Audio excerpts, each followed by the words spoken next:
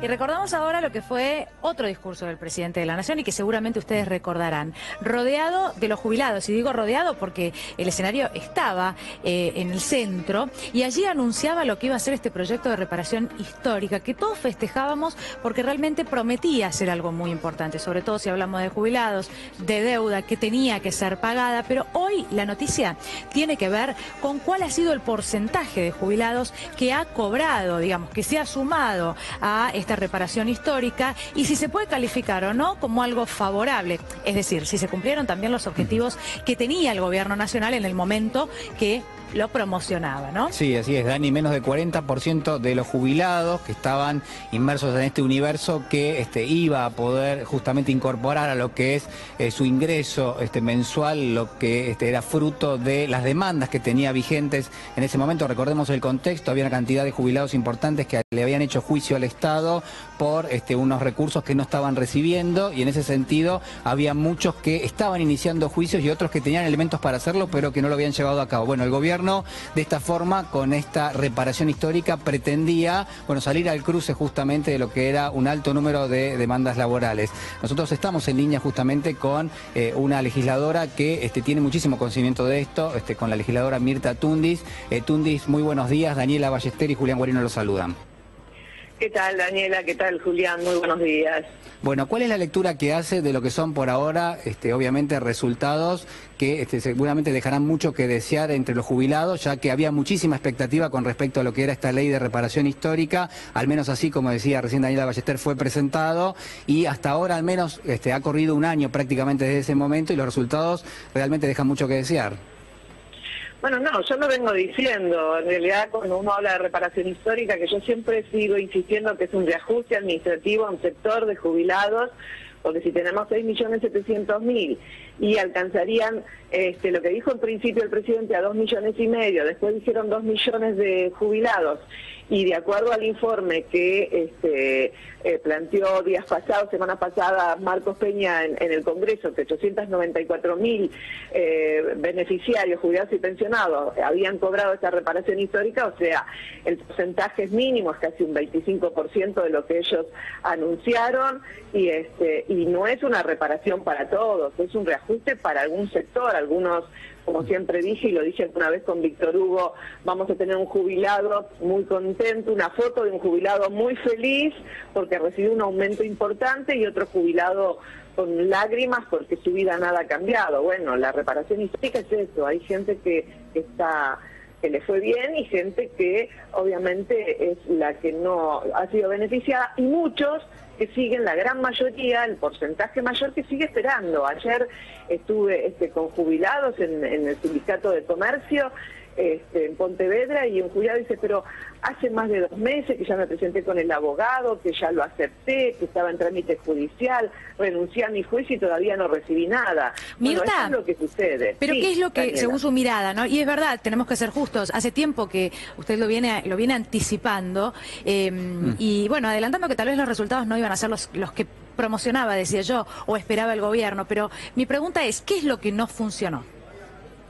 No funcionó al principio. Recordemos que en diciembre, cuando el procedimiento, en realidad es todo el procedimiento, convengamos que la gente, los jubilados que están en trámite judicial, que son los que algunos están esperando ver, son los menos, pero algunos están decidiendo renunciar a esos juicios. El procedimiento judicial y administrativo no funcionó, porque en diciembre los empleados del Poder Judicial comenzaron a realizar, a no trabajar dentro de ese procedimiento conjuntamente con ANSES, porque ¿qué nos decían? No tenemos los elementos, no tenemos la capacitación, no tenemos el personal, no están designados los jueces. ¿Cuándo se solucionó todo ese problema? Recién en febrero. O sea, que en febrero empezaron a organizarse. ¿Para qué? Porque el jubilado, que tenía que hacer, ir al ANSES con el profesional, homologar con el profesional, esto iba al Poder Judicial, se tenía que armar un expediente virtual con un juez designado, porque el expediente virtual hay que armarlo, y el juez tiene que tomar vista de ese expediente virtual y decir: bueno, vamos a aceptar esta homologación, y este titular del beneficio, junto con su apoderado, están renunciando al mismo. Armar ese expediente, firmar, hacer la aceptación y recién a partir de ahí pagar. Por eso es que en el boletín oficial hoy sale que se autoriza el trámite abreviado, no solamente para los que no hicieron juicio, sino para los que hicieron juicio a partir del día de hoy. Porque esto resultó negativo para todos los jubilados. Claro, de hecho... También, sí, de hecho, para mencionar, para aportar el dato numérico de lo que usted está diciendo, Tundis, había 440.000 causas judiciales abiertas de jubilados y solamente 22.000 desistieron dentro de lo que fue la implementación de esta ley de reparación histórica. Es decir, lo aporto porque me parece que es el dato que dio el jefe de gabinete Marcos Peña en el Congreso y que da cuenta de lo que usted está mencionando. Sí, también en realidad se hablaba de los 500.000 que se habían homologado en su momento, de los cuales en realidad que habían aceptado y que se había homologado 64.000. Entonces eso muestra el problema en los procedimientos. Insisto, hoy cuando nos desayunamos en el boletín oficial el trámite abreviado, que ya lo venían aplicando, lo venían aplicando durante todo el año pasado y parte de este año para aquellas personas que no habían hecho nunca juicio. Bueno, ahora incorporan a los que están con trámites judiciales cuyo aumento no supere el haber mínimo y entonces en ese caso son mayores de edad, o en el caso de aquellos que están imposibilitados o que tienen enfermedades graves, se les va a permitir, se les va a pagar automáticamente.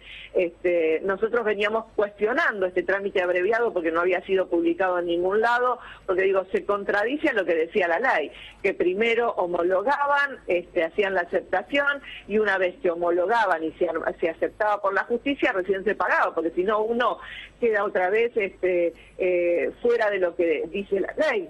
Entonces uno mañana dice, bueno, yo no hice el trámite judicial porque ANSES me lo pagó, puedo volver a reclamar porque no hay una homologación dentro de la justicia. Bueno, esto lo están corrigiendo ahora a través del boletín oficial. Mirta, y más allá de porcentajes y de porcentajes y del éxito obtenido por parte del gobierno o no, que es algo que nosotros ahora podemos analizar, le pregunto, y para llevarlo al llano, a ver, aquel jubilado que hasta el momento no ha hecho nada, no ha iniciado acciones o no se ha sumado a este intento de reparación histórica, justamente, ¿cuál es la recomendación? Porque sabemos que, bueno, abarca a jubilados en diferentes situaciones, aquellos que han iniciado juicio, los que tienen condena, los que no, pero ¿cuál sería su recomendación?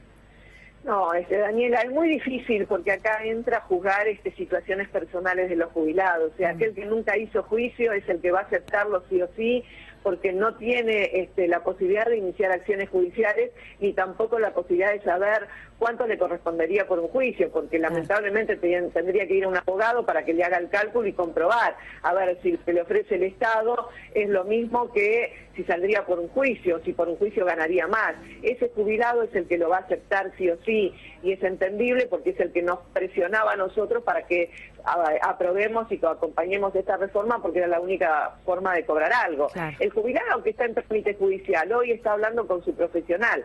Obviamente que en algunos casos, que son los jubilados más recientes, son los que existen grandes diferencias, porque aquel jubilado de la vieja ley, jubilado con anterioridad al año 94, la reparación histórica le estaría dando lo mismo que lo que sacaría por un juicio. El problema es que en esos casos cobrarían el 50% del retroactivo si tienen un juicio en trámite y nada más que 4 años de retroactividad, entonces perderían todas las retroactividades y ahí es donde tiene que tomar la decisión. Está bien, voy a cobrar lo mismo que saldría por un juicio, pero estoy dispuesto a perder la retroactividad. ¿En qué instancia está de la justicia está? Algunos están en primera instancia y por ahí desisten porque dice prefiero cobrarlo ahora porque lo necesito ahora. Es muy personal y esto es muy relativo, lo he hablado con muchos jubilados, por eso hice la referencia a un jubilado que tenía juicio y que estuve en el día de ayer y había aceptado la reparación histórica, porque a veces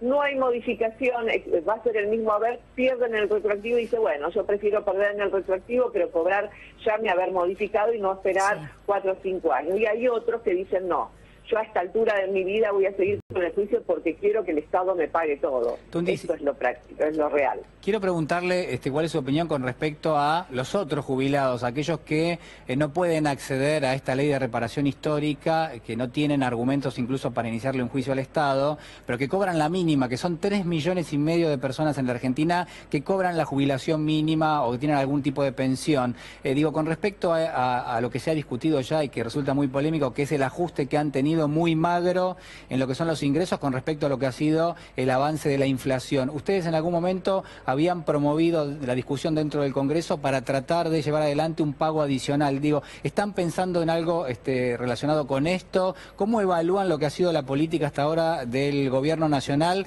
de aplicarle ajustes realmente magros a los ingresos de los jubilados?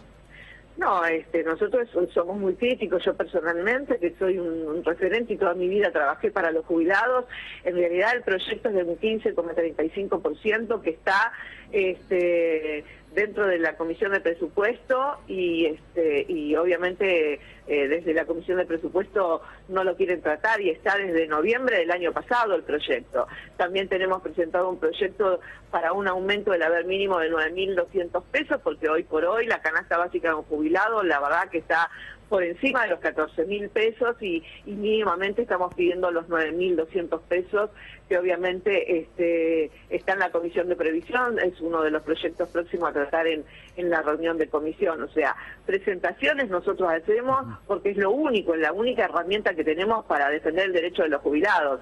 El tema es seguir insistiendo y hemos hecho una presentación de todos los diputados de la Comisión de Previsión firmado para que el presidente de la Comisión de Previsión, Luciano Laspina, trate sí o sí el aumento adicional del 15,35%. Yo soy muy crítica y el espacio del Frente Renovador es muy crítico y fuimos muy críticos en la reparación histórica cuando dijimos que la verdad reparación hubiese sido que aquellos jubilados que lamentablemente por una actividad que han hecho, que han cobrado siempre el salario de convenio, que quizás eran salarios muy bajos por su tipo, por la actividad en la cual se estaban desarrollando, por lo menos establecer un haber similar, elevar el haber mínimo al salario mínimo vital y móvil que hoy está cobrando un precio. Bien. O sea, a partir de enero el precio cobra 8.060 pesos y un jubilado cobra 6.300. Nosotros Mirta, lo que habíamos plantado era esto. Sí, y Daniela. no quiero dejar de preguntarle esto porque lo contábamos la semana pasada y con muchísima preocupación. ¿Qué está pasando con la atención de los jubilados por parte del PAMI en los centros de salud? Bueno, se advertía que podía llegar a haber alguna falencia, es decir, que concretamente algún jubilado podía ir a un centro sanitario para ser atendido y que no podría tener, probablemente no tuviera respuesta o le dijeran que no podía. ¿Cómo está la situación ahora? No, la situación está muy delicada. Sabemos que la semana pasada hubo una presentación, a mí me llegó un comunicado de prensa de clínicas y sanatorios de zona oeste que comenzaban con un paro porque a partir del 1 de mayo, o sea, a partir de hoy, que es día laborable, el sistema en PAMI cambiaba y se volvía a pagar por cápita, sí. Y que la cápita, el valor era ni llegaba a los 400 pesos y que ninguna clínica puede sostener la atención en en todo lo que sea atención médica, estudios y demás, con ese valor de cápita. También en realidad a partir de este mes hay un cruce muy importante para establecer el resto de los jubilados que dejan de recibir los medicamentos gratuitos por las enfermedades crónicas. Están haciendo auditoría a los jubilados. Días pasados me enteraba de una jubilada en Tandil que recibía una medicación oncológica, pero ya hace unos cuantos años, que se le presentó un asistente social que tiene una casita humilde a preguntarle si tenía una embarcación. La verdad que es indignante uno que se entere de estas cosas y cómo se trata al jubilado. Bueno, la situación es delicada, es muy delicada. Veremos qué es lo que sucede esta semana, si siguen los cortes prestacionales y la amenaza constante también de las farmacias por la deuda que se tiene con ellos. O sea, es un fantasma que está. Vamos a ver cómo lo resuelve el nuevo director ejecutivo. Bueno, estaremos atentos, como lo hemos estado hasta ahora, ¿no? Porque sabemos que es algo importantísimo y estar atentos justamente es lo que todos tenemos que hacer, ¿no? Como sociedad para que esto no avance, porque se trata de los jubilados, se trata de nuestros padres, abuelos. Gracias, Mirta. No, gracias a ustedes. Solamente, Daniela, Julián, quiero decir algo que no tienen en cuenta el gobierno. Cuando toma el jubilado es un gasto, no es un gasto, es una inversión. Fueron trabajadores que aportaron al PAMI durante 30, 40 años y ahora siguen aportando y lo toman como un gasto. Simplemente eso. Sin y muchísimas dudas. gracias a ustedes. Gracias. Muchas gracias.